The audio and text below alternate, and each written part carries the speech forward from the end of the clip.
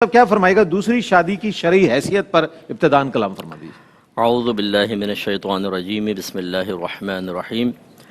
دیکھیں، دوسری شادی کی دو شرعی حیثیت ہوتی ہیں۔ ایک صورت میں یہ بالکل جائز، مستحب اور باعث بلندی درجات ہے، اور دوسری صورت میں یہ ناجائز ہے اور آخرت میں گرفت کا سبب بھی بن سکتی ہے۔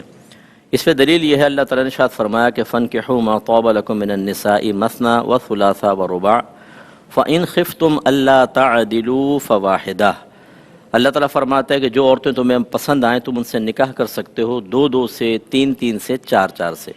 یعنی شرعی لحاظ سے لمٹ یہ ہے کہ 4 تک ازواج ایک ساتھ نکاح میں انسان رکھ سکتا ہے، ایک ساتھ۔ اگر ایک فوت ہو جائے تو دوسری شادی کر لے، پھر ایک اور سے کر لے، اس طرح چاہے 100 سے کر لے، لیکن ایک وقت میں 4 ازواج وہ رکھ سکتا ہے۔ لیکن اللہ تعالیٰ نے اس کو مشروط کر دیا، فَإِنْ خِفْتُمْ أَلَّا تَعْدِلُوا فَوَاحِدَةً۔ پھر اگر تمہیں خوف ہو کہ تم ان کے مابین عدل و انصاف نہ کر سکو گے تو ایک سے نکاح کرو۔ اس کا مطلب یہ ہے کہ اگر کوئی ایک سے زائد شادیاں کرتا ہے اور تمام اس کو شرعی مسائل معلوم ہیں، وہ دونوں بیویوں کے مابین شرعی لحاظ سے ایک عدل و انصاف کی فضا قائم کرتا ہے تو یہ محبوب ہے، مستحب ہے۔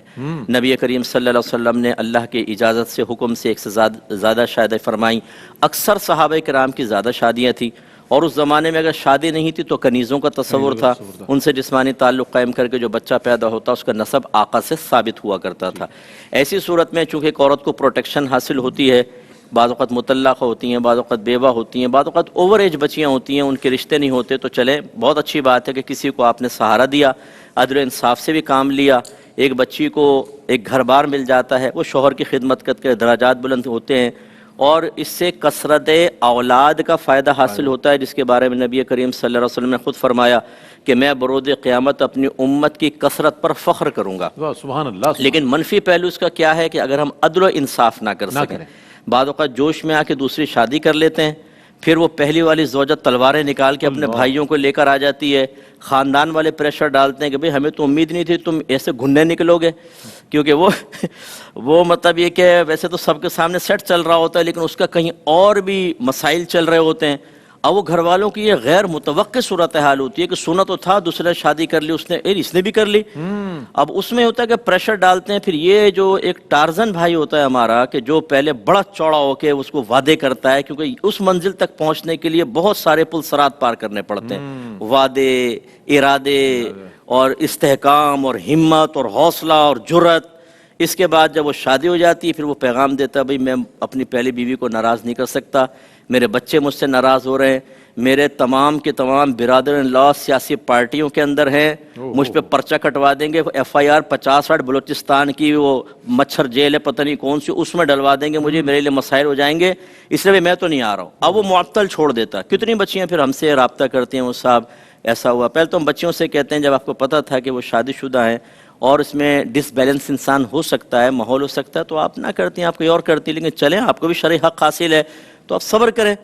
تو نبی کریم صلی اللہ علیہ وسلم، بس یہ آخری حدیث عرض کرتا ہوں، نبی کریم صلی اللہ علیہ وسلم نے فرمایا کہ جس نے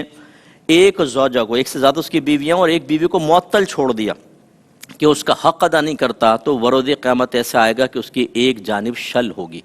یعنی فالج زدہ ہوگی۔ اس لیے دوسری شادی کرنا کوئی برا کام نہیں ہے۔ اور اس میں ضمناً بس آخری بات یہ عرض کر دیتا ہوں، چونکہ اللہ تعالیٰ نے اس آیت میں مطلقاً حکم دیا مردوں کو مخاطب کر کے کہ تم 2، 3، 4 شادی کر سکتے ہو، تو اس میں یہ یاد رکھیں کہ پہلی زوجہ سے اجازت لینے کی کوئی ضرورت نہیں ہے۔ ہاں، اگرچہ یہ مستحب وہ بنایا جاتا ہے مستحب، تو شادی نہیں، نکاح ہی نہیں ہوا، نہیں، یہ غلط ہے۔ اگرچہ یہ افضل ہے کہ وہ لائف پارٹنر ہوتی ہے، اس نے اپنے آپ کو آپ کے حوالے کیا ہو تو اس کو اعتماد میں لے لیں۔ اس میں ضمناً ایک سوال اور کہ حکومت کی طرف سے بھی کچھ کنڈیشن لگائی گئی ہیں کہ سنا ہے کہ اب وہ ایک اس طرح کا قانون بنا دیا گیا کہ پہلے والی اجازت دے گی تو دوسرے شادی کر سکتا، ورنہ گرفتار ہو جائے گا بندہ، اس پر پرچہ ہو جائے گا۔ کیا فرمائے ایسی بھی کوئی کنڈیشن؟ دیکھیں، اس میں صورتحال یہ ہوتی ہے کہ اگر لوگ عدم توازن کا شکار ہوں